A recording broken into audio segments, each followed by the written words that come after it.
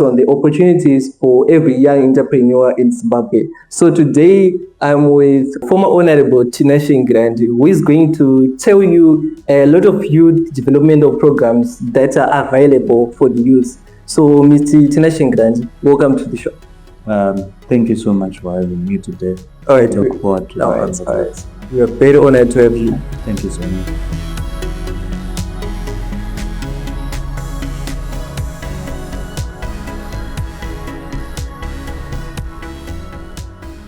We are going to be talking about the available options for the youth to access funding, to access mentorship, and to access other youth developmental programs that are there. So today I'm partnered with Mr. Tinashe Grandi from the Zimbabwe Youth Council, who is going to share with us these youth developmental programs that are there. So Mr. Tinashe Grandi, yes. Can you tell us who Tinashe Grandi is in the Zimbabwe Youth Council?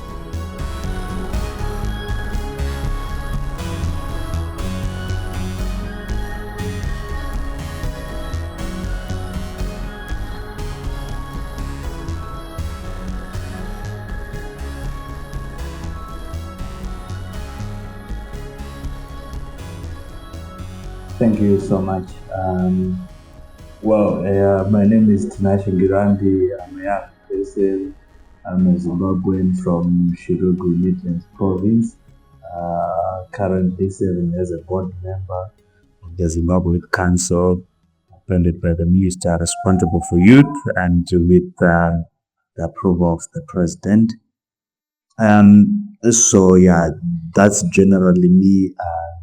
I love and enjoy serving young people, serving my generation, and advocating for youth inclusive and youth-friendly policies. That's basically about me. The institution that I belong to, the Zimbabwe Youth Council, is a quasi-government institution, which means it's the parastatal, is an agent of the government of Zimbabwe, established by an Act of Parliament, the Zimbabwe Youth Council Act, Chapter 2519, as amended in 2001, whose responsibility is the registration and coordination of national youth associations and also acting as an interface or a bridge between the government and young people and advising the government of Zimbabwe on youth and their needs. That's basically about me and the institution I belong. All right. So that's our guest, Mr. Tinashe Grandi, and I'm Marvellous Chaparadza from the Youth Envoy Magazine, also representing Skylions Business Podcast and Shinxy Media. What are the biggest challenges or obstacles that the young entrepreneurs are facing today? Well, speaking now as a board member of the Zimbabwe Youth Council, I would say that the council is open for engagement with young people to really let us know what are the problems that they are facing, not us maybe causing what we think are the problems. But of course, working with young people, what we've realized is that most youth businesses are small and medium enterprises. Sometimes there are issues of finding space where you can sell your products and so forth, where young entrepreneurs, to say youth-led SMEs and development-led SMEs every day, they do catch to mouth with local authority officials because of really trying to find designated places for their activities. That's one of the challenges. And also maybe the issue of market penetration, where it's really hard to penetrate these markets where already established companies, already established beginnings are already, it's harder to compete with them, especially when you're a young person, where people look at your age, people look at your experience, people look even the experience of the company producing these kind of goods and services. That's another challenge of penetrating the market. And of course, young people as well. It is a challenge, but sometimes we should find a way to navigate it. They always complain about capital and so forth. But it's hard to be able to provide capital for everyone, given that we have over 5 million young people in this country. All right, all right. So, are there any efforts or programs that are there to curb or support these small enterprises, these small medium enterprises, such that maybe they will be better equipped to deal with the competition that you're talking about that is there in the market? Um, as a council, one of our sole responsibility is to make sure that young people are organized, and we encourage young people to be organized. Organized while saying, we register and they coordinate national youth association. So young people must be in youth associations. Come up with your well-organized youth association so that when you lobby for anything, you know we have the data. Because when you don't have the data, it is hard to make any meaningful advocacy. So that is why we, as a council, were established to ensure that young people are organized so that we come up with programs that are structured, knowing that we have young people in these various areas. They require areas within mining. They require, because the need of a young person in creative arts is different from the need of a young person in mining. The need different with the young person in IT and so forth.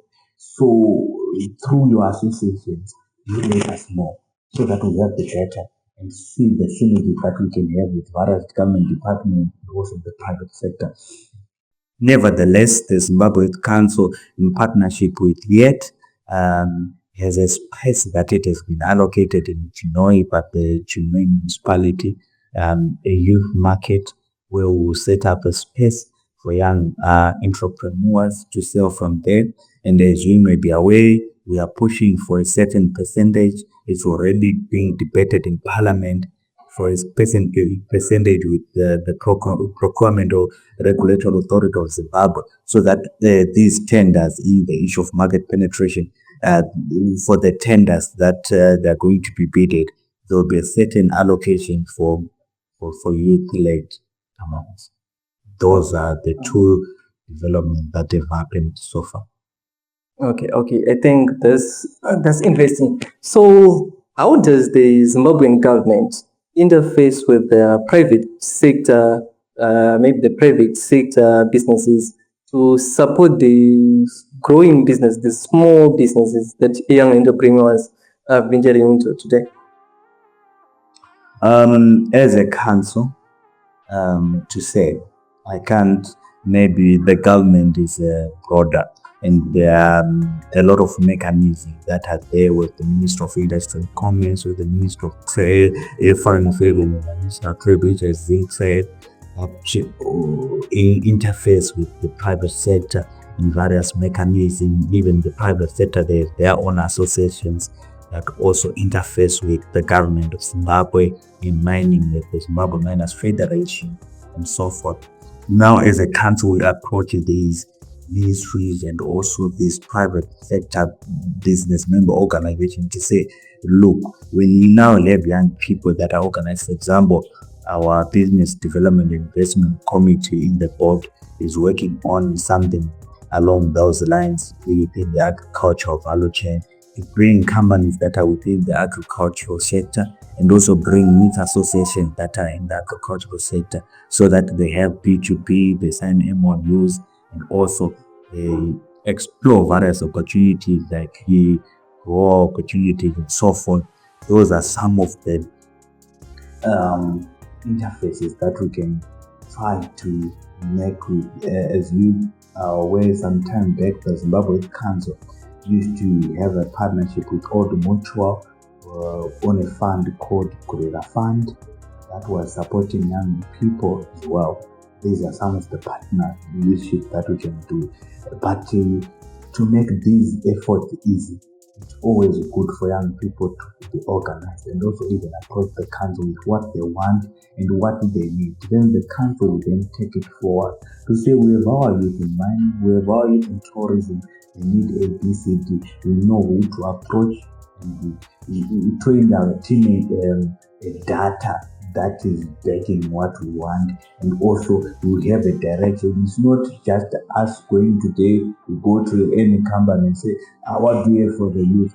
They'll ask you, we have A, B, C, D. Do you have the people to take it up. Then it will be another homework to go back and start to look for people. So it's always good when the young people organize from the ward levels up to the national levels, so that it is easy for the council to do such investment and such synergies. But as a council, we continue to make sure that we lay the down the various missions, the other partnerships that we've had before. So it's a testament to young people that it can happen.